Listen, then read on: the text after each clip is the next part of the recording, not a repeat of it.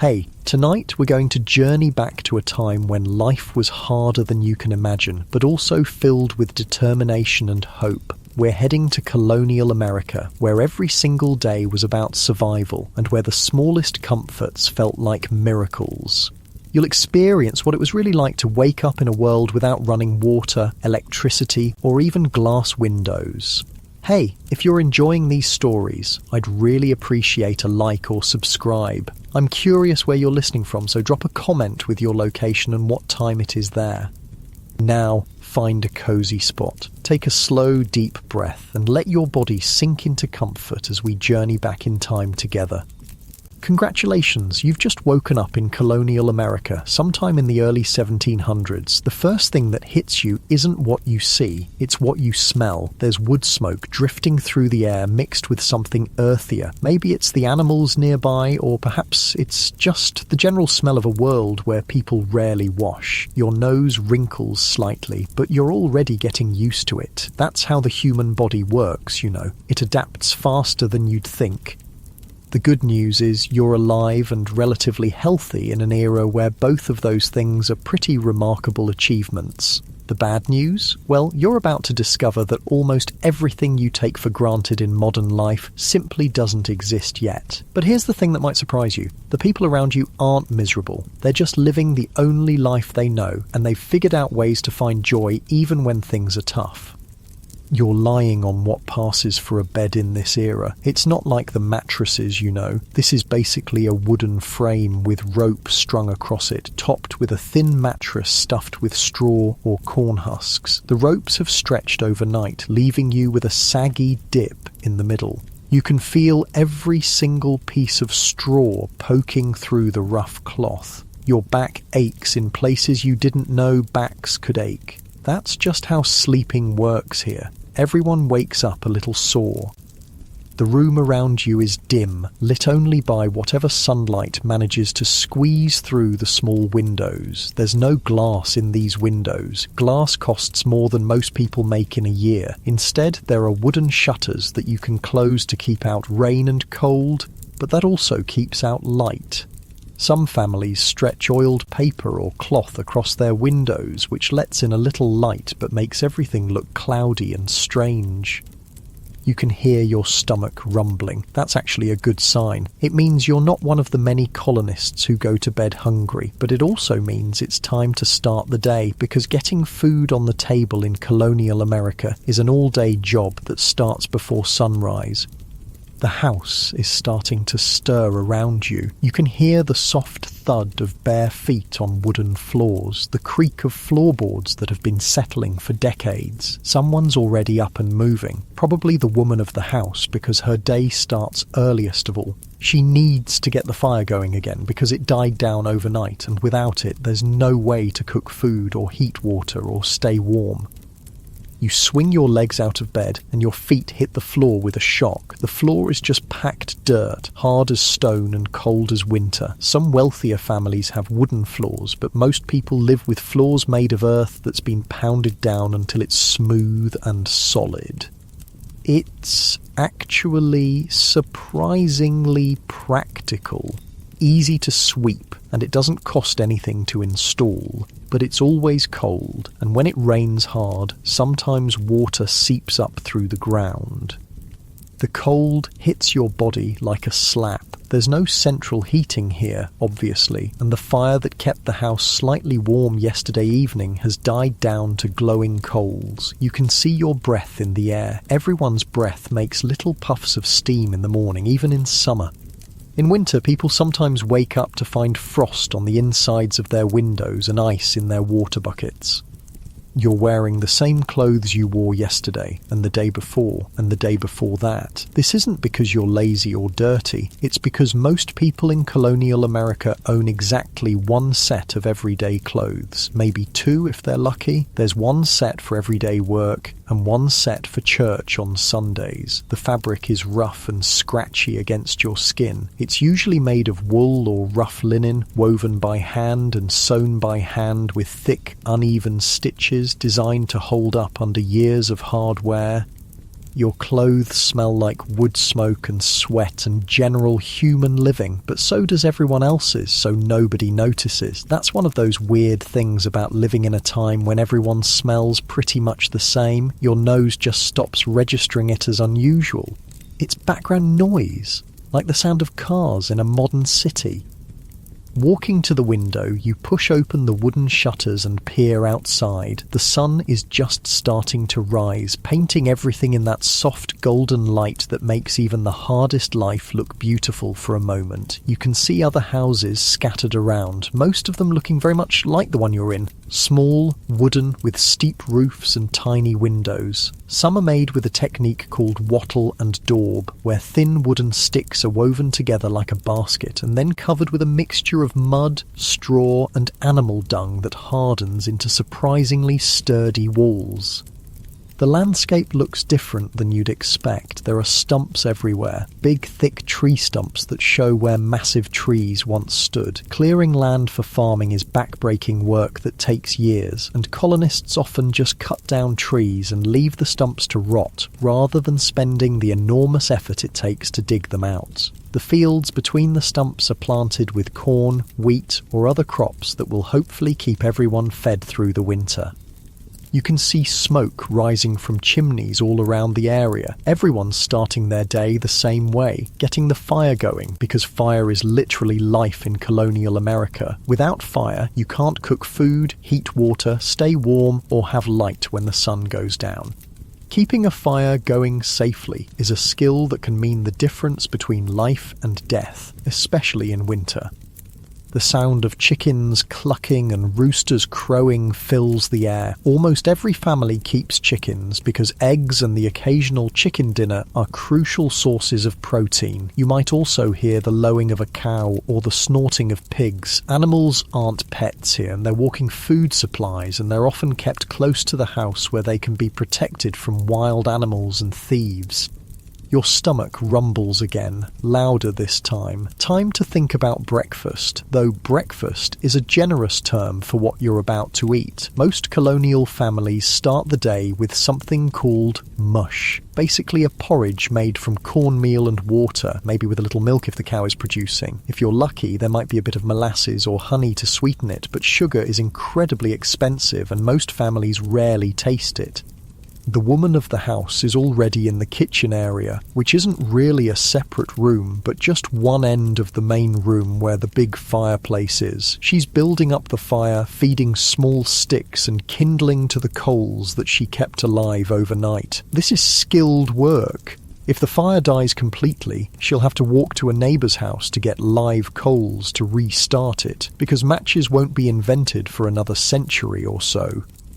You can hear the scrape of metal on metal as she hangs an iron pot over the fire. Everything about cooking here is heavy and hot and dangerous. The pots are made of thick iron that weighs more than you'd believe. The fire throws off sparks and unpredictable heat. Burns are incredibly common, and a serious burn can easily kill you because there are no antibiotics or modern medical care. Water for the mush has to be carried from somewhere else. Maybe a well, maybe a stream, maybe just a rain barrel where water is collected and stored. There are no taps, no pipes, no indoor plumbing of any kind. Every drop of water used in the house has to be carried in by hand, bucket by bucket. That makes you very conscious of how much water you use. Washing dishes means heating water over the fire and using as little as possible. The smell of the cornmeal porridge starts to fill the house as it cooks. It's not an unpleasant smell, earthy and warm and filling. Your mouth starts to water because your body knows that this simple food is going to have to fuel you through a day of hard physical work. There's no such thing as sitting around in colonial America. Everyone, including children, works from sunrise to sunset just to keep the family alive and fed. While the food cooks, you might hear the sound of someone else in the family starting their morning chores. Maybe it's the crack of wood being split for the fire, or the squeak of a door as someone goes out to check on the animals. Even young children have jobs: feeding chickens, gathering eggs, carrying water, or sweeping floors. There's always work to be done, and everyone's labour is necessary for survival. The house around you is small and simple, but it represents an enormous amount of work. Every piece of wood was cut by hand and shaped by hand. Every nail was made by a blacksmith, one at a time. The windows, if there are any real windows with glass, cost more than most people earn in months. Nothing here was mass-produced or came from a store. Almost everything was made by the family or traded for with neighbours. You're starting to understand something that modern people often forget: how much work it took just to survive in earlier times. Staying fed, staying warm, staying dry, staying healthy. These weren't things you could take for granted. They were daily challenges that required constant attention and hard work. But here's something beautiful about it. The people around you know how to do things that most modern people have never learned. They can build a house, grow food, preserve meat, make clothes, cure illnesses with herbs, and create useful tools from raw materials. They're incredibly skilled and self-sufficient in ways that might surprise you. The porridge is ready now. The woman of the house ladles it into wooden bowls. There are no plates as you know them. Most families eat from wooden trenchers, which are basically thick wooden boards with hollows carved out for food. Spoons exist, but forks are rare and knives are mostly for cutting, not eating. Most people eat with their hands or use pieces of bread to scoop up food. The mush is hot and filling, though not particularly flavourful. There's no salt unless the family can afford to buy it, and most seasonings are whatever herbs can be grown locally. But when you're hungry and facing a day of hard work, even plain food tastes good. Your body craves the calories and carbohydrates that will give you energy for the physical labour ahead. As you eat, you start to think about the day ahead. If you're lucky enough to live on a farm, and most colonists do, your day will be spent doing whatever work the season demands. In spring, that might mean ploughing fields or planting crops. In summer, it's weeding and tending the growing plants. In fall, it's harvesting and preserving food for winter. In winter, it's maintaining tools, spinning thread, making clothes, and trying to stay warm.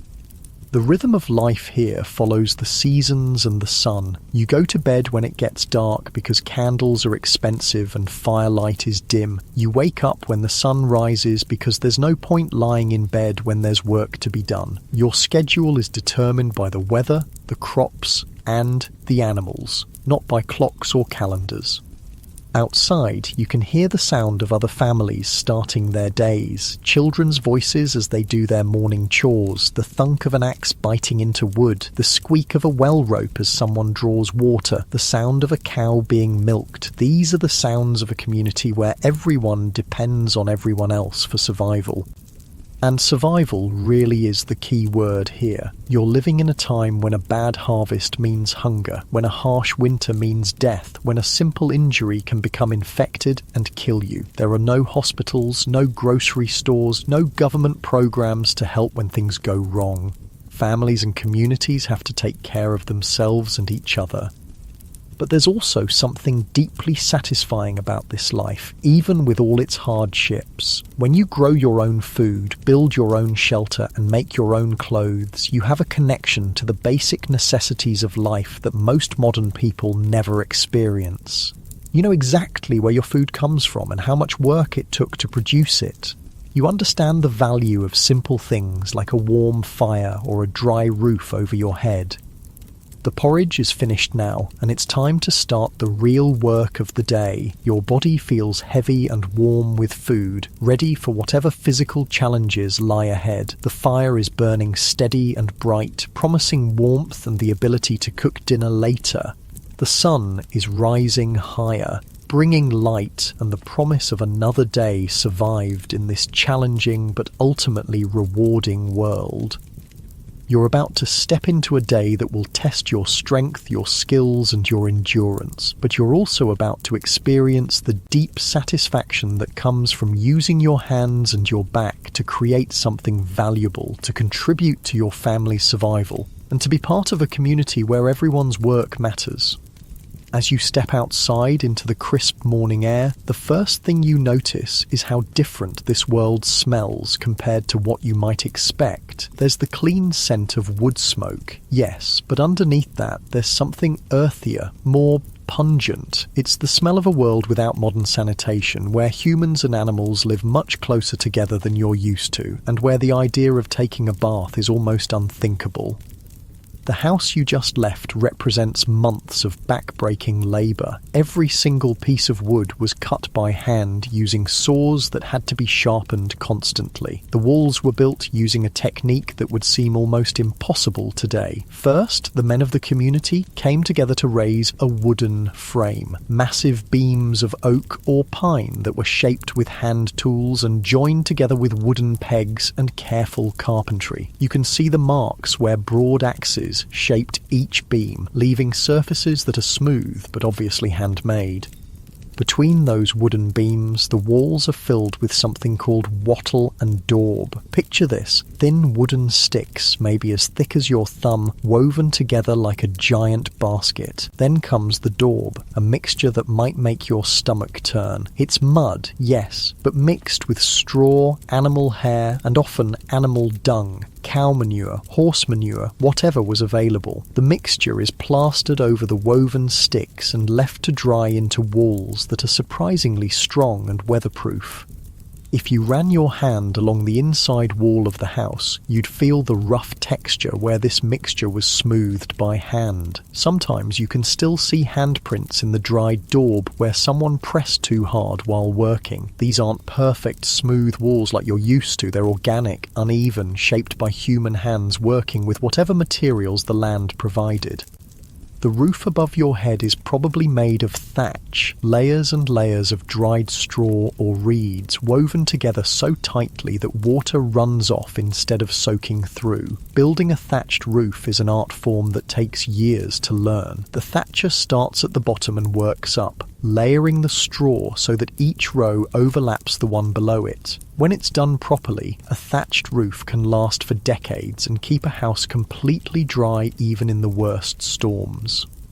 But here's something that might surprise you about colonial houses. They're usually just 1 or 2 rooms total. That house you woke up in, it might be home to a family of 8 or 10 people. Parents, children, grandparents, maybe a servant or 2, all living in a space smaller than many modern bedrooms. Privacy as you understand it simply doesn't exist. Everyone sleeps in the same room, everyone shares the same space, and everyone knows everyone else's business. The lack of privacy extends to something that modern people find almost unimaginable. What happens when you need to use the bathroom?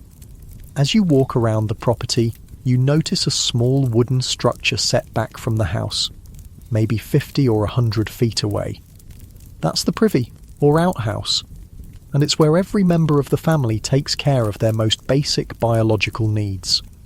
The outhouse is basically a wooden shed built over a deep hole in the ground. Inside, there's a wooden seat with a hole cut in it, and underneath that hole is a pit that might be 6 or 8 feet deep. There's no toilet paper. That won't be invented for another century. Instead, there might be corn cobs, old rags, or just smooth stones for cleaning yourself. In winter, going to the outhouse means bundling up and trudging through snow and ice for what might be a very unpleasant few minutes. But here's the thing that really shows how different life was. When that pit gets full, someone has to dig a new one and move the outhouse. Imagine that job on a hot summer day. The waste doesn't just disappear, it sits there, fermenting and attracting flies and creating smells that would make a modern person sick. And because most colonial settlements are built near water sources like streams or wells, that waste often seeps into the ground and contaminates the drinking water. This contamination is one of the biggest killers in colonial America. Diseases like dysentery, typhoid fever, and cholera spread like wildfire through communities where human waste and drinking water mix. You might remember reading about Valley Forge, where George Washington's army spent that terrible winter. What you might not know is that more of his soldiers died from disease than from cold or hunger. About 2/3 of the men who died at Valley Forge were killed by dysentery and typhoid fever, diseases that spread because of poor sanitation. When night falls or the weather is too harsh for a trip to the outhouse, families use chamber pots. These are basically ceramic or metal bowls that people use as toilets inside the house. Every morning, someone, usually a woman or child, has to empty these pots. And where do they empty them? Often they just dump them out the nearest window. If you were walking down a street in colonial Boston or Philadelphia, you'd want to stay alert for the cry of "Gardyloo," a warning that someone was about to dump a chamber pot from an upstairs window. The streets themselves are something that would shock modern sensibilities. There's no garbage collection, no street cleaning, no sewage system. People throw their household waste directly into the street. Food scraps, broken pottery, old clothes, and yes, human waste all end up in the roadways. Add to that the droppings from all the horses, cows, pigs, and chickens that share the streets with people, and you get a picture of urban life that's hard to imagine. When it rains, these streets become rivers of filth. When it's dry, the waste turns to dust that blows around and gets into everything. The smell is something you'd have to experience to believe, and this isn't just in poor neighbourhoods. Even the wealthiest parts of colonial cities deal with these same sanitation problems. Given all this, you might think that people in colonial times were constantly trying to get clean. But here's something that would absolutely amaze a modern person. Most colonists almost never take baths, not because they're lazy or don't care about being clean, but because the very idea of immersing your whole body in water is seen as dangerous, unhealthy, and possibly immoral. The typical colonial American might wash their face and hands once a day using a cloth and a basin of water. That's it. That's the extent of their daily hygiene routine. Their bodies, from neck to toe, might not be washed with soap and water for months at a time, maybe not even once a year. Full-body bathing is reserved for infants, and even then it's more about hardening them against disease than about getting them clean. Why this fear of bathing? Part of it comes from medical beliefs of the time. Many doctors believe that water can weaken the body or make it more susceptible to disease. They think that the natural oils and dirt on your skin actually protect you from illness. The idea that cleanliness prevents disease, something we take for granted, simply hasn't been discovered yet. Religion plays a role too. Some religious leaders preach that too much attention to the body is vanity, and that suffering through discomfort is good for the soul. The Puritans, who have a huge influence on colonial culture, believe that cleanliness is important for moral reasons. But they mean clean clothes and tidy homes, not clean bodies. There's also the practical matter of heating water. Remember, every drop of water has to be carried by hand and heated over a fire. Heating enough water to fill a bathtub would take hours and use enormous amounts of precious firewood. For most families, it's just not worth the expense and effort. So, what do people smell like? Well, everyone smells pretty much the same. Like wood smoke, sweat, and the general scent of human bodies that haven't been washed. Clothes are rarely laundered because soap is expensive, and the process of washing clothes is incredibly labour-intensive. Most people own only 1 or 2 sets of clothes, and they wear them until they literally fall apart. The soap that does exist is nothing like what you're familiar with. Colonial soap is made from animal fat and lye, which is created by filtering water through wood ashes. The process is dangerous. Lye can burn your skin, and the resulting soap is harsh and caustic. It's primarily used for washing dishes and clothes, not bodies. Using this soap on your skin would leave you red, irritated, and probably with chemical burns.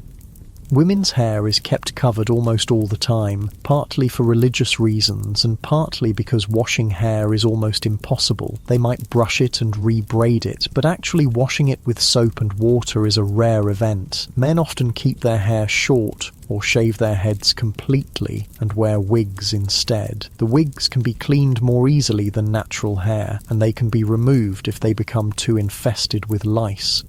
And lice are everywhere, absolutely everywhere. Body lice, head lice, clothes lice, they're just part of life. Everyone has them, from the poorest farmer to the wealthiest merchant. George Washington himself complained about wigs full of lice. People try to control them by combing their hair with fine-toothed combs and by boiling their clothes, but completely getting rid of lice is nearly impossible in a world without effective cleaning methods. The smell of unwashed human bodies is just background noise in colonial life. When everyone smells the same, your nose stops noticing it. It's like how people who live near a paper mill stop smelling the sulphur, or how people in modern cities stop hearing traffic noise. Your senses adapt to what's normal in your environment.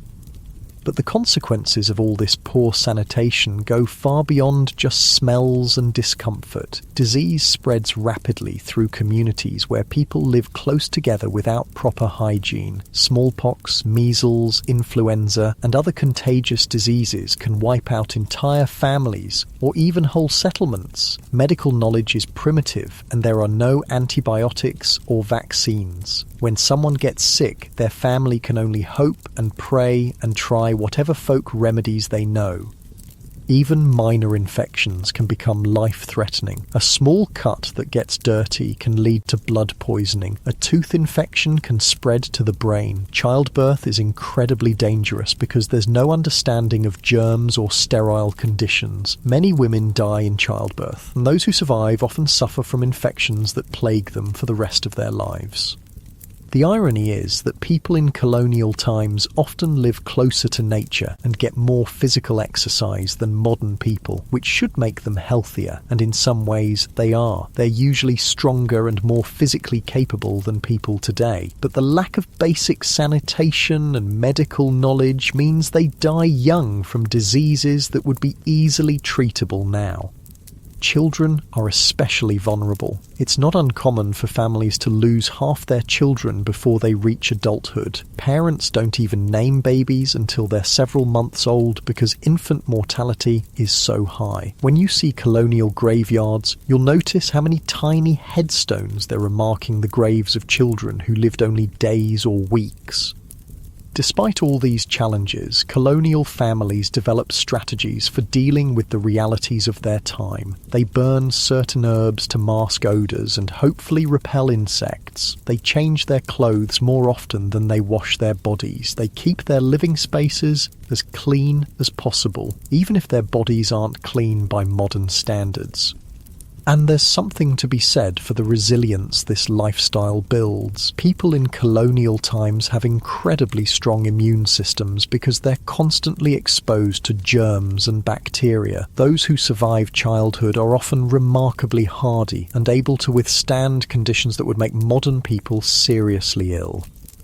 The community aspect of colonial life also helps people cope with the hardships. When everyone faces the same challenges, there's a sense of shared struggle that brings people together. Neighbours help each other with difficult tasks, share resources during hard times, and provide emotional support when tragedy strikes.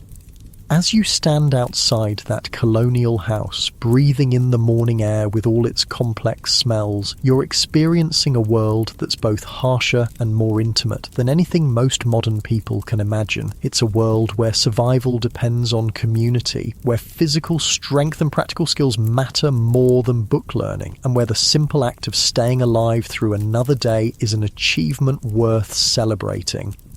The sun is climbing higher now, and the day's work is calling. Time to discover what it really means to earn your living with your hands and your back in a world where there are no shortcuts, no machines to do the work for you, and no safety net if you fail. The workday in colonial America begins the moment you can see your hand in front of your face, and it doesn't end until the last light fades from the sky. You're about to discover that staying alive in this era requires a level of physical effort that would exhaust most modern people within hours. Every single thing you eat, every piece of clothing you wear, every tool you use has to be created by hand from raw materials using techniques passed down through generations. Your empty stomach reminds you that the morning's cornmeal mush was just the beginning of a day centered around food, growing it, preparing it, preserving it, and constantly worrying about whether there will be enough to last through the winter. The difference between a good harvest and a bad harvest is literally the difference between life and death, and that knowledge shapes every decision a colonial family makes. If you're living on a farm, and remember, most colonists do, your day revolves around the endless cycle of agricultural work. Right now, in early morning, you can hear the sounds of animals that need tending. The cow needs milking, and that's usually a woman's job, though older children might help. Milking isn't the simple, peaceful process you might imagine from pictures. Cows in colonial times are smaller than modern dairy cows, but they're also more temperamental, and they give much less milk. The woman doing the milking sits on a low wooden stool beside the cow, holding a wooden bucket between her knees. Her hands work in a rhythm that she learned as a child: squeeze, pull, while the cow shifts and stamps and occasionally tries to kick. The milk comes out warm and frothy, and sometimes the cow decides she doesn't want to be milked and tries to step in the bucket or knock it over. Getting a gallon of milk might take an hour of patient, skilled work. That milk is precious beyond anything you can imagine. There's no refrigeration, so it has to be used quickly or turned into something that will keep longer. Some of it might be churned into butter, a process that involves putting cream in a wooden churn and agitating it for what feels like hours until the fat separates into solid butter and liquid buttermilk. Your arms would ache from the constant motion of working the churn paddle.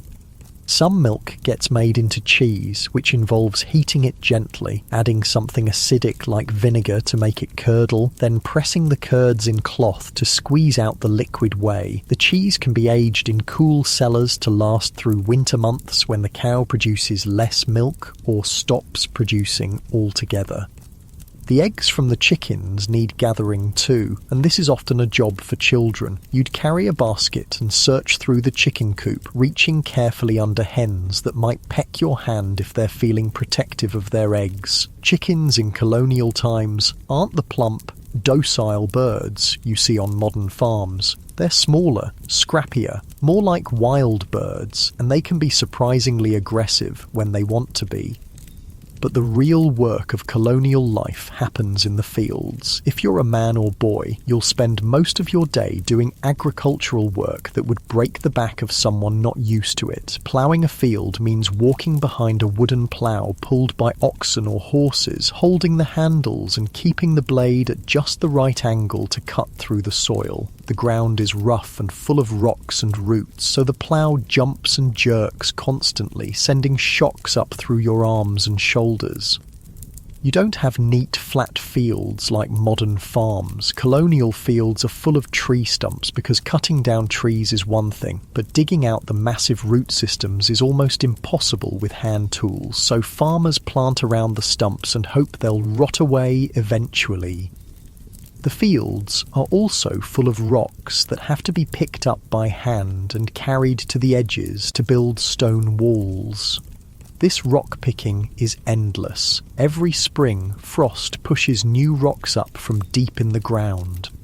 Planting is done by hand, seed by seed. Corn kernels are dropped into holes made with a pointed stick, a few kernels per hole, spaced far enough apart that the plants won't compete with each other. Beans might be planted between the corn rows so they can climb the corn stalks. Squash grows along the ground between the rows, creating what Native Americans call the three sisters.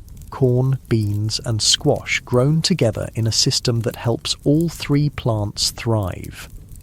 The work is rhythmic and mindless in some ways, but also requires constant attention. Plant too shallow and birds will eat the seeds. Plant too deep and they won't sprout. Space them wrong and the plants will crowd each other out. Every movement has to be precise, and you're doing this for hours at a time, bent over in the sun with sweat stinging your eyes and dirt grinding between your teeth.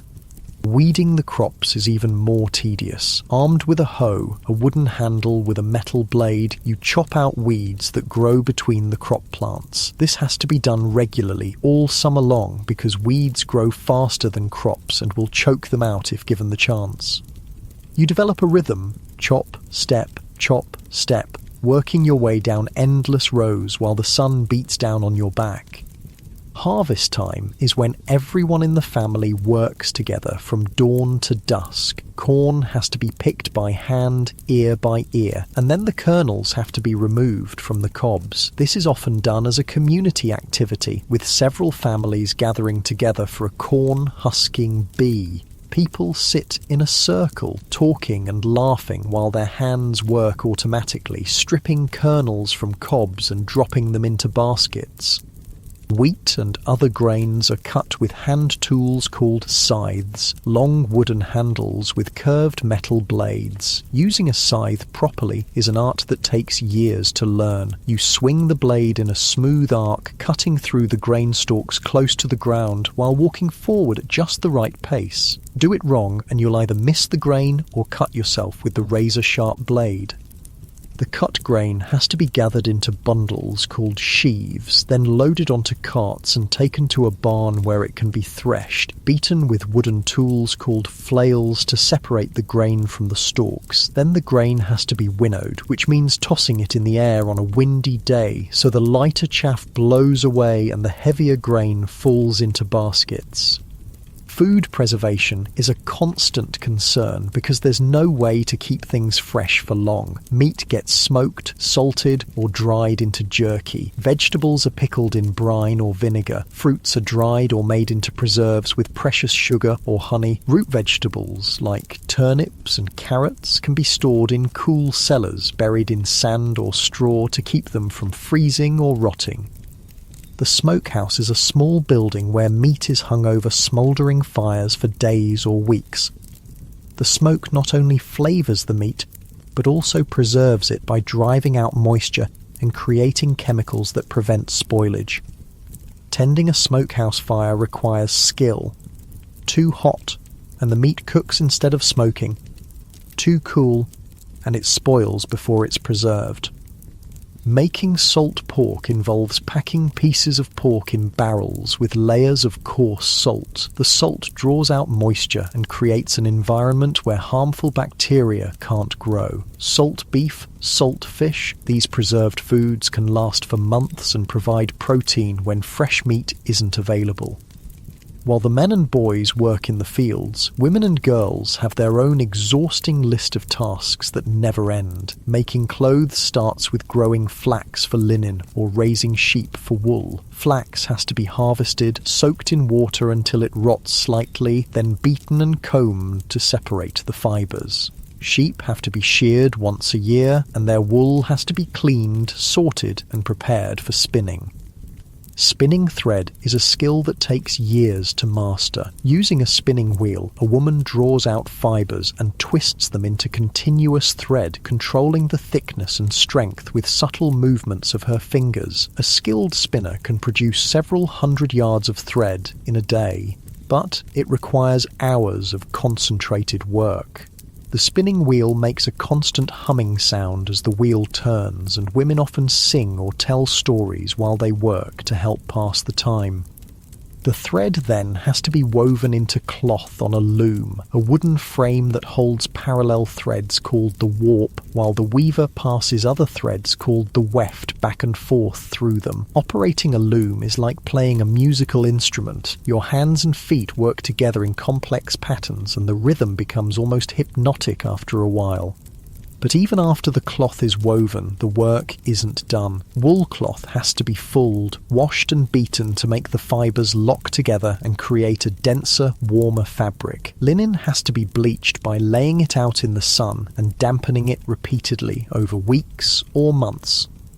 Then, the cloth has to be cut and sewn into clothes using patterns passed down from mother to daughter.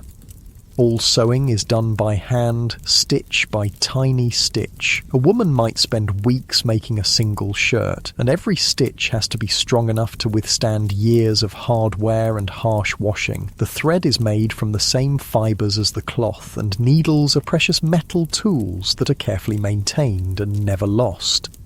Cooking is another full-time job that requires constant attention and skill. Every meal has to be prepared over an open fire in the fireplace using heavy iron pots that hang from hooks and chains. Controlling the heat means moving pots closer to or farther from the flames, adding or removing logs, and constantly tending the fire to keep it at the right temperature.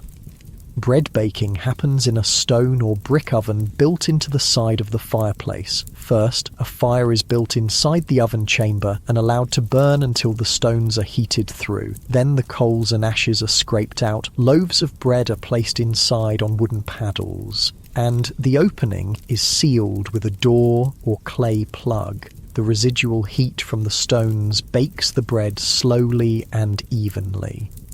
But you can only bake when the oven is hot, so bread baking is a major production that happens once or twice a week. Women often coordinate with neighbours so that several families can use the same oven on the same day, taking turns sliding their loaves in and out of the hot chamber. Preparing other meals means constant stirring of stews and porridges to keep them from burning, careful attention to roasting meat on spits that have to be turned by hand, and managing multiple pots and pans over a fire that throws off sparks and unpredictable heat. Burns are incredibly common, and a serious burn can easily become infected and kill you. Water for cooking and cleaning has to be carried from a well or stream, bucket by bucket. In winter, this might mean breaking ice and melting it over the fire. In summer, it means walking to the water source multiple times a day with heavy buckets that leave your shoulders aching. Washing dishes is done with minimal water and harsh soap, and pots are often just scraped clean and wiped out rather than truly washed. The same pot might be used to cook several different foods in sequence, each one picking up flavours from what came before. Laundry is an occasional nightmare that involves heating large quantities of water, scrubbing clothes on washboards with harsh soap, rinsing them in cold water, and wringing them out by hand before hanging them to dry. Women often do laundry together as a community activity, share in the work and the large vessels needed to heat water. The rhythm of colonial work follows the seasons and the daylight. In summer, when days are long, people work as much as 16 hours a day. In winter, when daylight is precious, they work by firelight, but mostly focus on indoor tasks like spinning, weaving, and tool repair. Everyone in the family has essential work to do. Children as young as 5 or 6 have regular chores that contribute to the family's survival. Boys help their fathers with farming and learn skills like carpentry, blacksmithing, or whatever trade the father practices.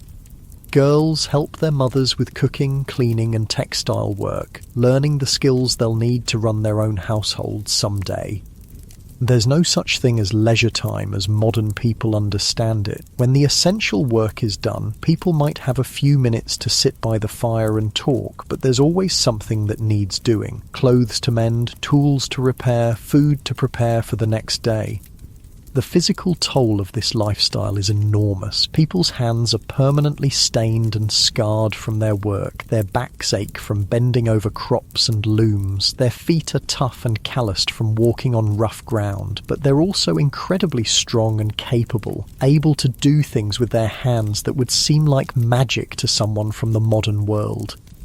By the time evening arrives and the last light fades from the sky, you've worked harder than most modern people work in a week. Your body is exhausted, your clothes are dirty and sweat-stained, and you smell like wood smoke and honest labour. But you've also contributed something essential to your family's survival, and there's a deep satisfaction in that knowledge that helps ease the ache in your muscles as you finally rest. After a day of back-breaking work, you might think all colonists lived the same hard life, but colonial America is actually a world divided into very distinct social classes, each with their own daily rhythms, their own challenges, and their own completely different relationship to comfort and survival. Where you fall in this social order determines everything from what you eat for breakfast to whether you'll live in a mansion or a one-room cabin. Let's say you're fortunate enough to be born into the upper class, the wealthy gentry who own large plantations in the south or extensive land holdings in the north. Your morning begins very differently than the farmer's dawn we experienced earlier. Instead of rushing to milk cows and tend fires, you wake up in a bedroom that might actually have glass windows, letting in soft, filtered light that doesn't carry the bite of cold air.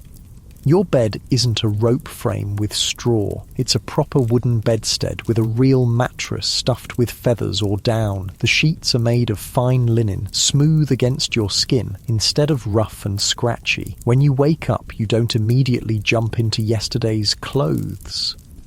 Instead, a servant, possibly an indentured servant or enslaved person, helps you dress in clothes made from imported fabrics cut by skilled tailors and sewn with tiny, precise stitches. If you're a wealthy man, your daily outfit might include a linen shirt with delicate ruffles, a waistcoat made of silk or fine wool, breeches that fit properly instead of hanging loose, and stockings made of silk instead of rough wool. Your shoes have actual buckles made of silver or pewter, and they're designed for walking on wooden floors rather than trudging through muddy fields. Wealthy women wear stays. That's the colonial version of a corset, made with strips of whalebone that shape their torso into the fashionable silhouette of the time. Over this goes a chemise of fine linen, then a petticoat, then the actual dress, which might be made of silk, imported from China, or fine wool from England. The colours are richer and brighter than anything a poor farmer could afford. Deep blues dyed with indigo, vibrant reds from costly cochineal, or elegant blacks that show they can afford to keep dark clothing clean. Both wealthy men and women often wear wigs made from human hair, carefully styled and powdered white. These wigs are expensive status symbols that require professional care. A good wig might cost as much as a poor family makes in a year, and maintaining it properly requires regular visits from a wig maker who cleans it, restyles it, and treats it for the lice that are still a constant problem even for the wealthy. The wealthy colonial's breakfast is a world away from cornmeal mush. There might be real tea imported from China, served in delicate porcelain cups that cost more than most people's monthly income. Coffee is another luxury import, served with actual sugar, white refined sugar that's been processed in the Caribbean and shipped north at enormous expense. The food includes fresh bread made from wheat flour instead of coarse cornmeal, butter churned from cream instead of the occasional scraping of fat, and maybe even fresh fruits or preserves made with that precious sugar. The wealthy don't do their own cooking. They have servants or enslaved people who tend the fires, prepare the meals, and serve the food on plates made of pewter or even imported china. The kitchen in a wealthy household might be a separate building to keep cooking smells and fire dangers away from the main house, connected by covered walkways where servants hurry back and forth carrying trays of food. These wealthy colonists live in houses that would amaze someone from the farming class. Multiple rooms, each with a specific purpose. A parlour for entertaining guests, a dining room just for eating, separate bedrooms for parents and children, and maybe even a library filled with books imported from Europe. The rooms have wooden floors instead of packed dirt, plastered walls instead of rough logs, and furniture made by skilled craftsmen rather than rough pieces knocked together from whatever wood was available. But here's something interesting about colonial society. Wealth doesn't necessarily mean comfort by modern standards. Even the richest colonist still lives without electricity, indoor plumbing, or central heating. They might have servants to tend their fires, but They still depend on fireplaces for heat and candles for light. They might eat off fine china, but they still eat with their hands or simple utensils. Their houses might be larger and better built, but they're still cold in winter and stuffy in summer. The middle class in colonial America, the middling sort as they call themselves, includes merchants, skilled craftsmen, successful farmers, and professional people like doctors and lawyers. These people work with their hands, but their work requires skill and education rather than just physical strength. A blacksmith, for example, needs to understand metals, fire, and complex tool-making techniques that take years to master. Walking into a blacksmith's shop, you'd be hit immediately by the intense heat radiating from the forge, a special fireplace designed to burn charcoal at temperatures hot enough to make iron glow white hot. The air shimmers with heat waves and sweat would start pouring down your face within minutes. The blacksmith works in this environment all day using heavy hammers to shape red-hot iron into horseshoes, nails, tools, and all the metal objects that colonial life requires. The rhythm of blacksmithing is hypnotic, the roar of the bellows forcing air into the fire, the ring of hammer on anvil, the hiss of hot metal being plunged into water to cool and harden it. A skilled blacksmith can judge the temperature of iron by its colour and know exactly when it's ready to be shaped. Too hot and it crumbles, too cool and it won't bend. The timing has to be perfect. Carpenters and cabinet makers work with hand tools that require incredible skill to use properly. A master carpenter can shape a piece of wood with an adze, basically a sharp blade mounted perpendicular to a handle, creating smooth, curved surfaces that look almost machine-made. They can cut precise joints that fit together perfectly without any nails or screws, using only wooden pegs and the natural properties of the wood itself. These skilled craftsmen often live above or behind their workshops in houses that reflect their status as neither wealthy nor poor. The furniture is well made but not fancy, the food is adequate but not luxurious, and the clothes are sturdy and well fitted but made from practical fabrics rather than expensive imports. City life in colonial America offers opportunities that don't exist in rural areas, but it also brings challenges that farm families never face. In cities like Boston, New York, or Philadelphia, you might wake up to the sound of church bells marking the hours, the rumble of cartwheels on cobblestone streets, and the calls of street vendors hawking their wares. Cities have actual streets instead of just paths through the forest, though these streets are narrow, crowded, and often impassable during bad weather. Houses are built close together, sometimes sharing walls, and the smells and sounds of your neighbours are impossible to escape. In summer, the concentration of people and animals creates odours that are overwhelming even by colonial standards. But cities also offer conveniences that rural colonists can only dream of. There are actual shops where you can buy goods instead of having to make everything yourself. A baker sells fresh bread daily, so you don't need to grind your own grain and tend your own oven. A tailor can make clothes to order if you can afford it. An apothecary sells medicines and exotic spices imported from around the world. Taverns serve as the social centres of colonial cities. These aren't just places to drink, they're where business is conducted, news is shared, and travellers find rooms for the night. Walking into a tavern, you'd be greeted by the smell of pipe tobacco, cooking food, and unwashed bodies, mixed with the sound of conversation, laughter, and maybe a fiddle being played in the corner. The tavern keeper serves beer, ale, cider, and stronger drinks like rum and whiskey. Colonial Americans drink alcoholic beverages with every meal, including breakfast, because alcohol is often safer than water in cities where wells might be contaminated. Even children drink small beer, a weak alcoholic drink that's less likely to carry disease than plain water. Education in colonial America varies dramatically depending on your social class and where you live. Wealthy children, especially boys, might be sent to formal schools or have tutors who teach them Latin, Greek, mathematics, and classical literature. The goal is to prepare them for college. Places like Harvard, which was founded in 1636, or the College of William and Mary in Virginia.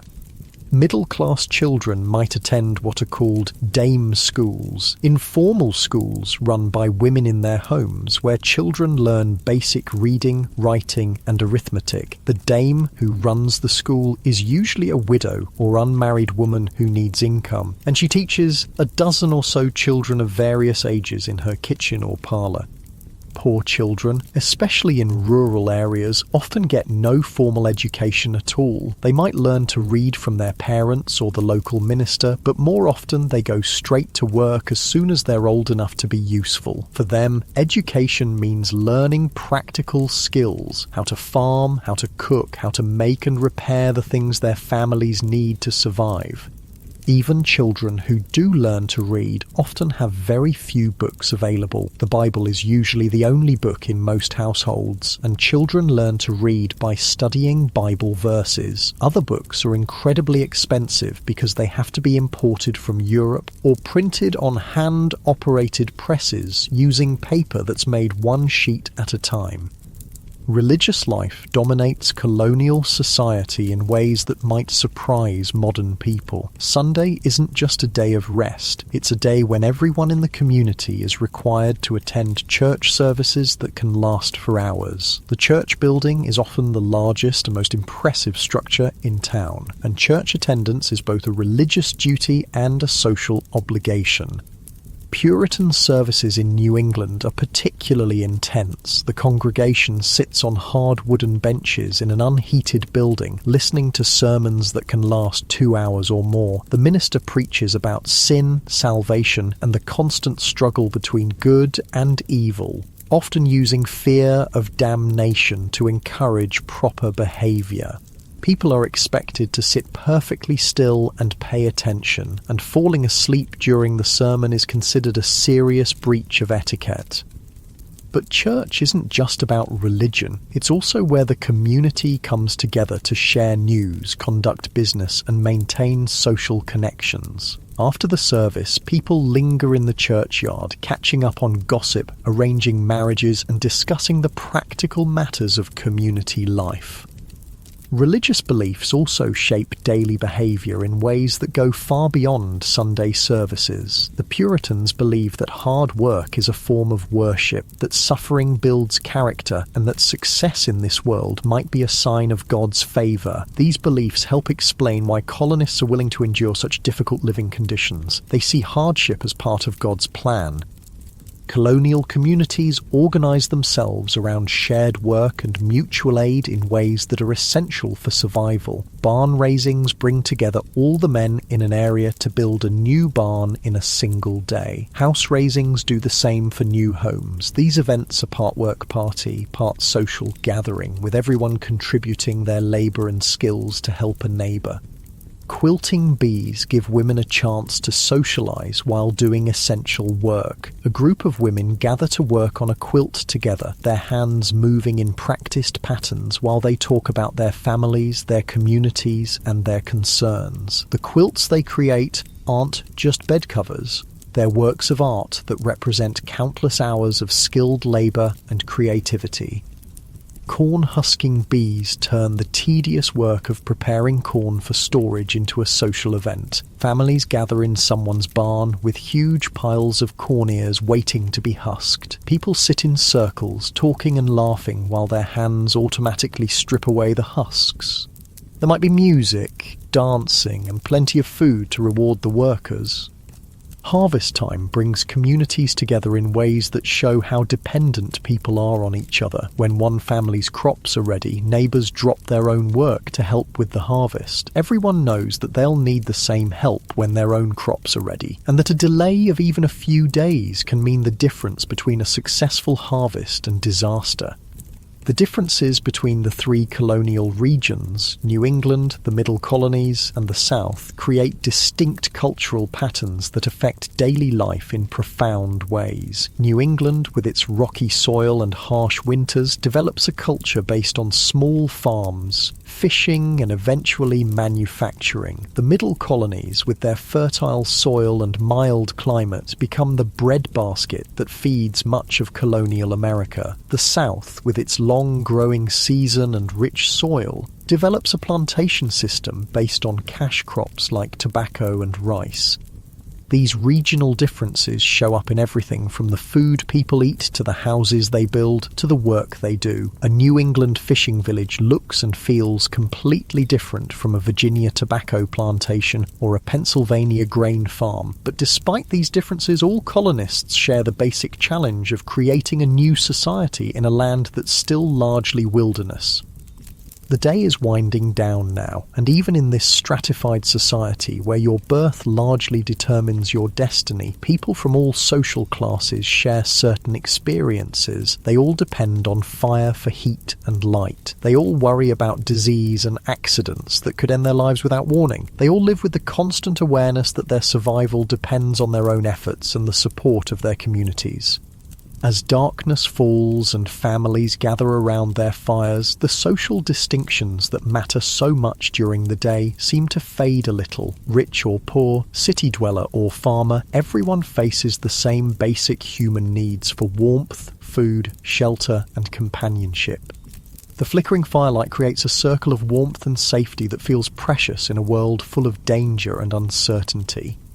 As winter settles over your colonial community, the harsh realities of life become even more apparent, but so do the remarkable ways that people adapt, survive, and even find joy in the midst of hardship. This is the season when the fragility of colonial life shows most clearly, when a simple illness can become a death sentence, when staying warm becomes a daily struggle, and when communities either pull together or fall apart under the pressure of survival.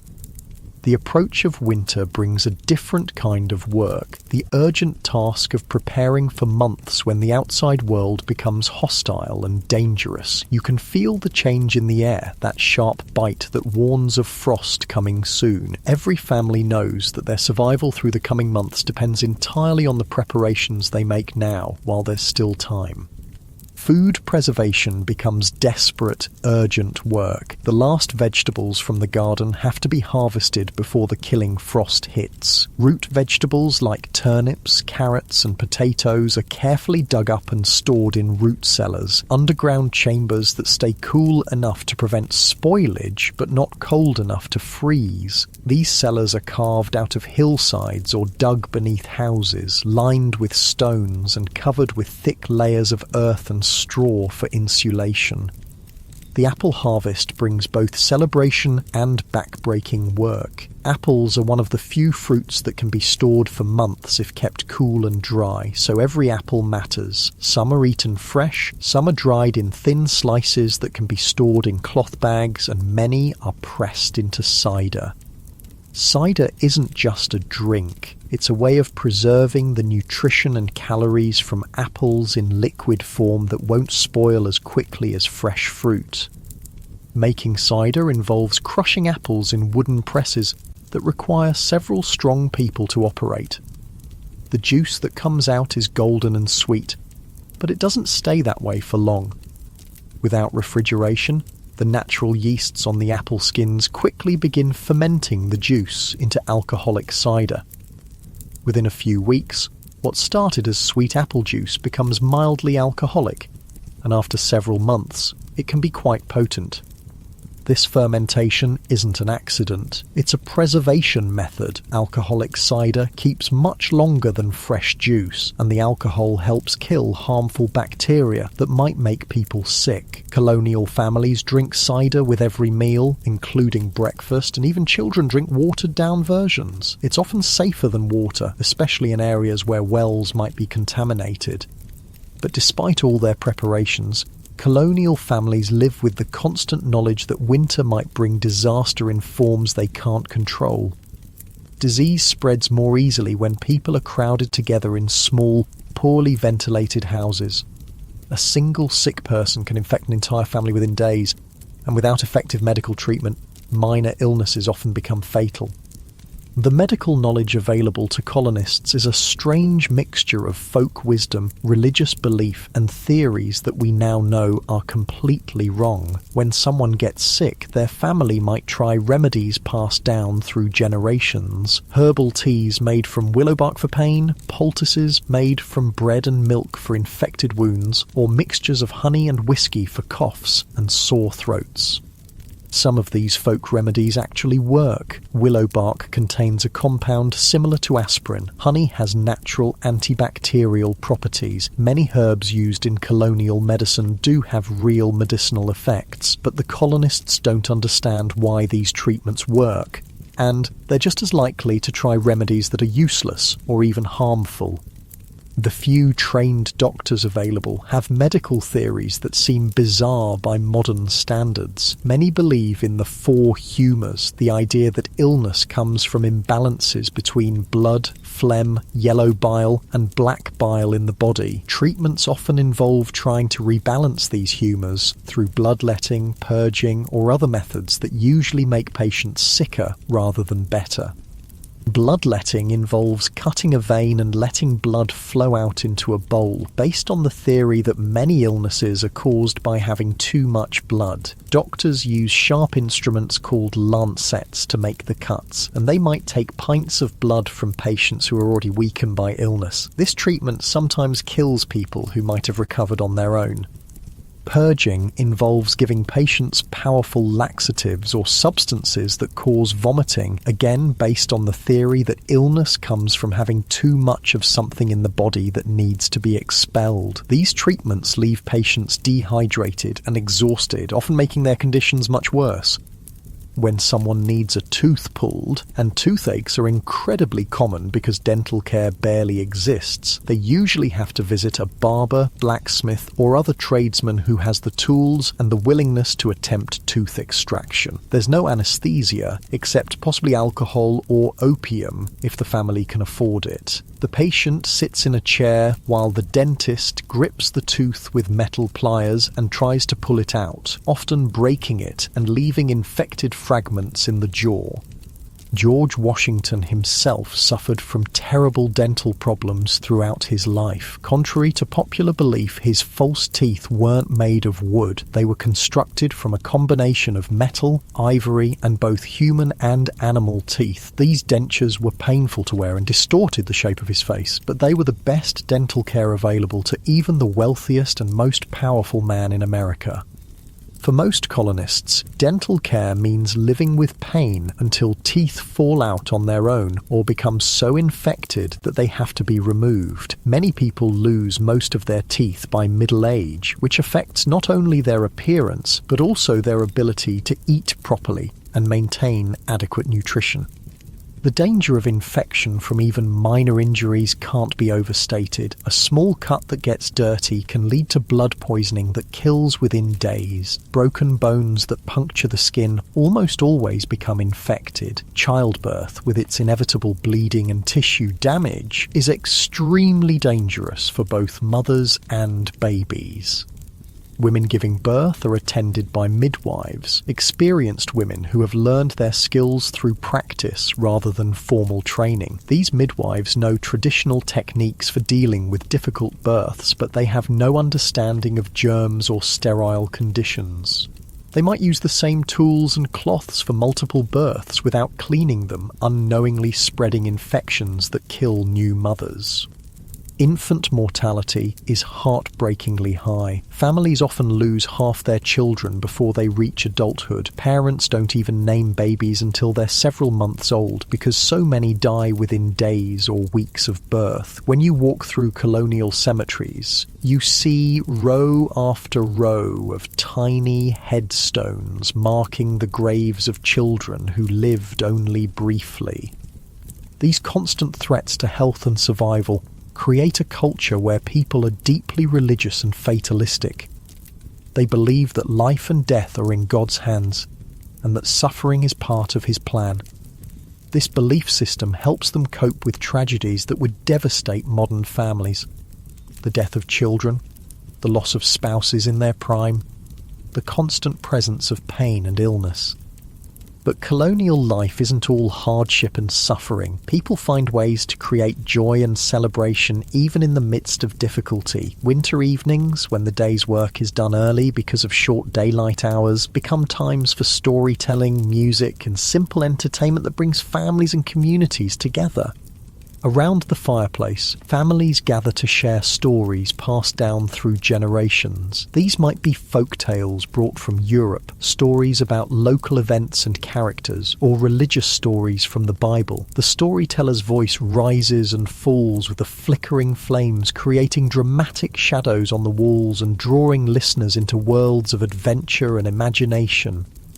Music is a constant presence in colonial life, though the instruments are simple and homemade. A fiddle made by a local craftsman provides music for dancing at community gatherings. Someone might play a wooden flute carved from a piece of maple, or beat out rhythms on a drum made from a hollow log with animal skin stretched across the top. Singing is free entertainment that everyone can participate in. Families sing together while they work, mother and daughters harmonizing while they spin thread, father and sons keeping time while they split wood. The songs might be hymns learned at church, work songs that help coordinate group labor, or ballads that tell stories of love, loss, and adventure. Children create their own entertainment from whatever materials are available. A piece of wood becomes a doll, a handful of stones becomes a game, a length of string becomes a toy called a whirligig that spins and buzzes when you pull it tight and release it. Boys might play with wooden hoops that they roll along the ground with sticks, or carve whistles from pieces of willow bark. Girls practice the skills they'll need as adults by playing with miniature versions of women's tools. They might have tiny spinning wheels, small looms, or doll-sized cooking pots that let them imitate their mother's work. These aren't just toys, they're training tools that teach essential life skills through play. Seasonal celebrations mark the rhythm of colonial life and provide breaks from the constant work of survival. Harvest festivals celebrate the successful completion of the year's agricultural work and give thanks for food that will carry the community through winter. These gatherings feature the best food the community can produce: fresh bread, roasted meat, preserved fruits, and that precious alcoholic cider.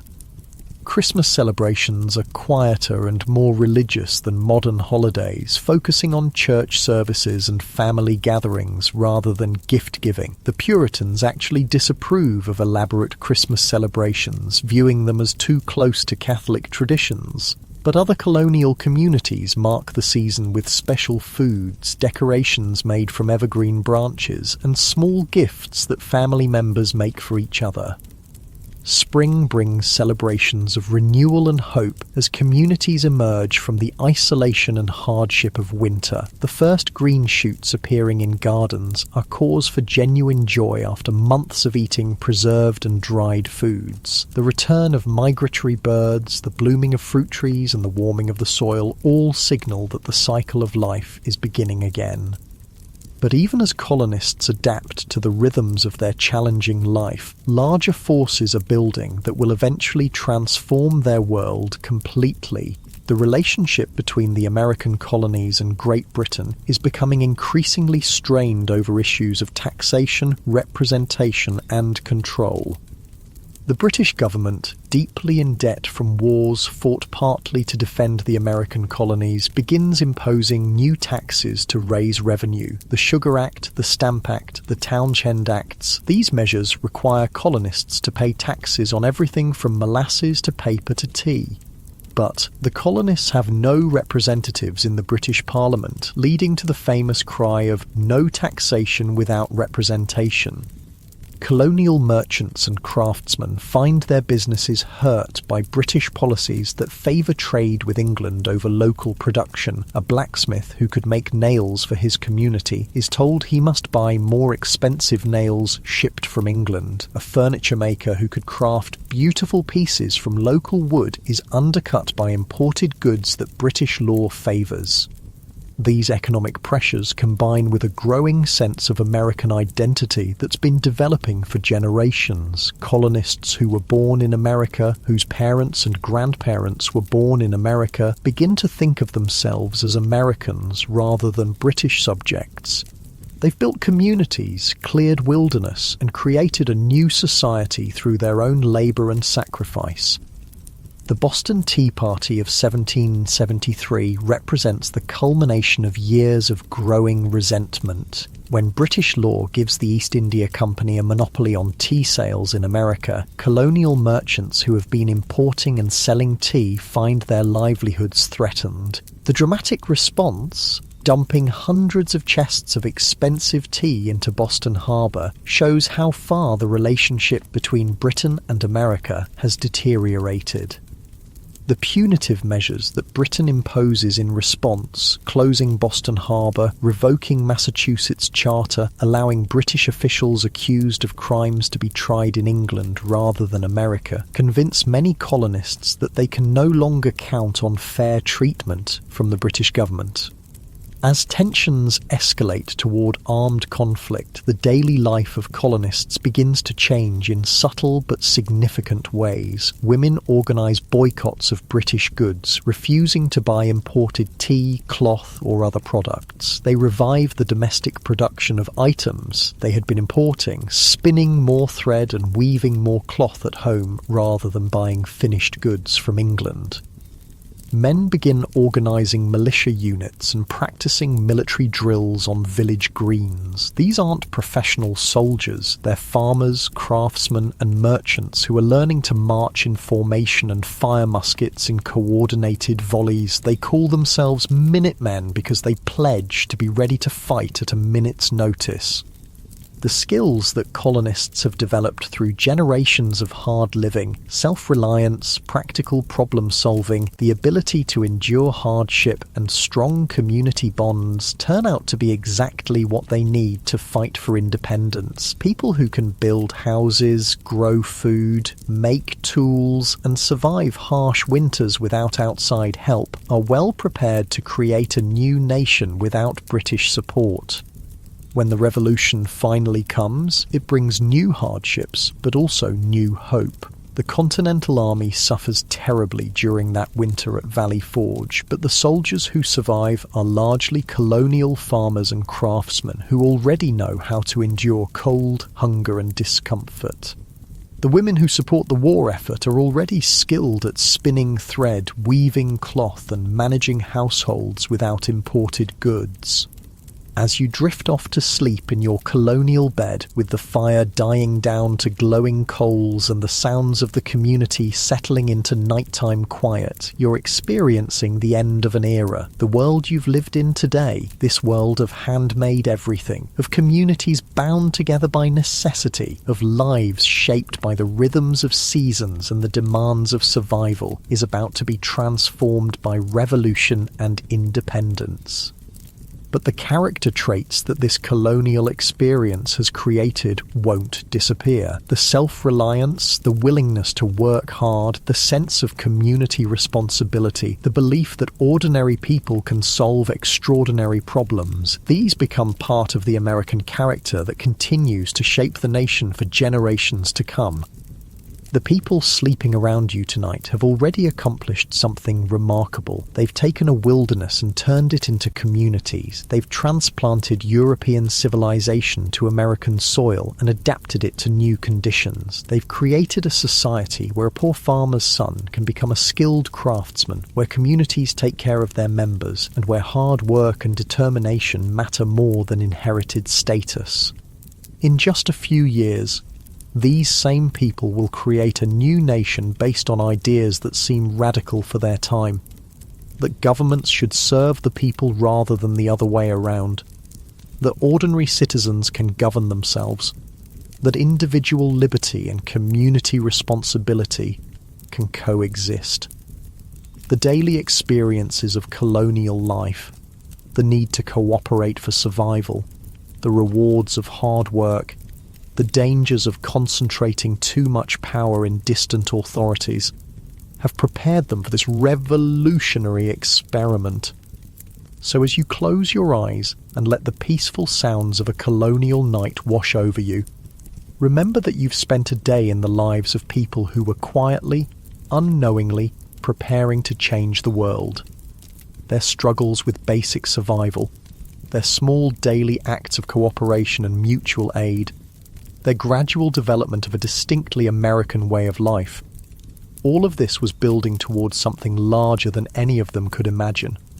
The morning will bring another day of hard work, another round of challenges and small triumphs, another opportunity to prove that free people can take care of themselves and each other. And eventually, all those mornings will add up to something extraordinary. A new nation built on the foundation of everything these colonial Americans learned about life, work, community, and the quiet dignity of ordinary people doing extraordinary things.